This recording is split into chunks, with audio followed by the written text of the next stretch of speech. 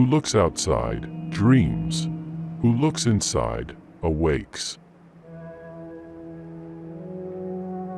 We cannot change anything until we accept it. Condemnation does not liberate, it oppresses. The meeting of two personalities is like the contact of two chemical substances. If there is any reaction, both are transformed. Where love rules, there is no will to power, and where power predominates, there love is lacking. The one is the shadow of the other. We are born at a given moment, in a given place, and like vintage years of wine, we have the qualities of the year and of the season of which we are born. Astrology does not lay claim to anything more. Children are educated by what the grown-up is and not by his talk.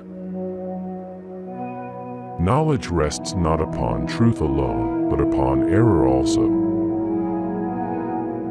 A man who has not passed through the inferno of his passions has never overcome them. The pendulum of the mind alternates between sense and nonsense, not between right and wrong. If there is anything that we wish to change in the child, we should first examine it and see whether it is not something that could better be changed in ourselves. The least of things with a meaning is worth more in life than the greatest of things without it. For a young person, it is almost a sin, or at least a danger, to be too preoccupied with himself, but for the aging person, it is a duty and a necessity to devote serious attention to himself. It is a fact that cannot be denied. The wickedness of others becomes our own wickedness because it kindles something evil in our own hearts. Nobody, as long as he moves about among the chaotic currents of life, is without trouble. Who has fully realized that history is not contained in thick books but lives in our very blood. In all chaos there is a cosmos, in all disorder a secret order. The healthy man does not torture others. Generally it is the tortured who turn into torturers. There is no coming to consciousness without pain. When an inner situation is not made conscious, it appears outside as fate. Every form of addiction is bad, no matter whether the narcotic be alcohol or morphine or idealism. There is no such thing as a pure introvert or extrovert. Such a person would be in the lunatic asylum. Through pride we are ever deceiving ourselves.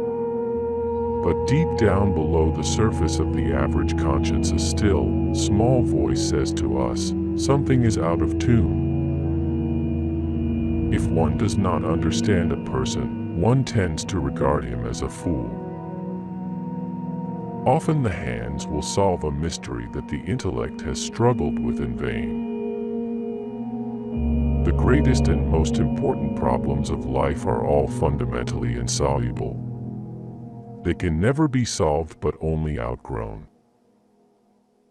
Knowing your own darkness is the best method for dealing with the darknesses of other people.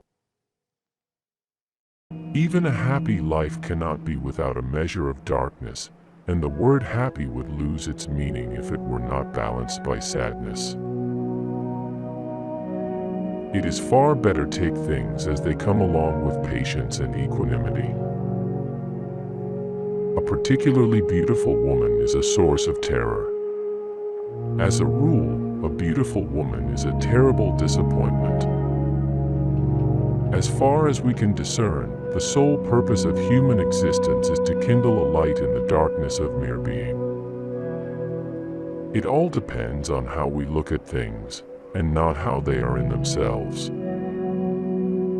The shoe that fits one person pinches another. There is no recipe for living that suits all cases. Man needs difficulties, they are necessary for health. Dreams are the guiding words of the soul. Why should I henceforth not love my dreams and not make their riddling images into objects of my daily consideration? The man who promises everything is sure to fulfill nothing, and everyone who promises too much is in danger of using evil means in order to carry out his promises, and is already on the road to perdition. We should not pretend to understand the world only by the intellect.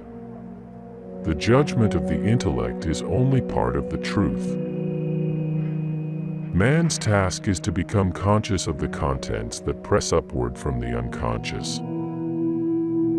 All the works of man have their origin in creative fantasy.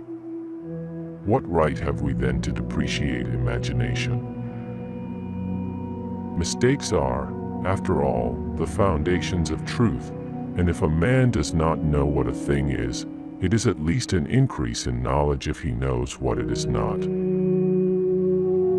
Resistance to the organized mass can be effected only by the man who is as well organized in his individuality as the mass itself.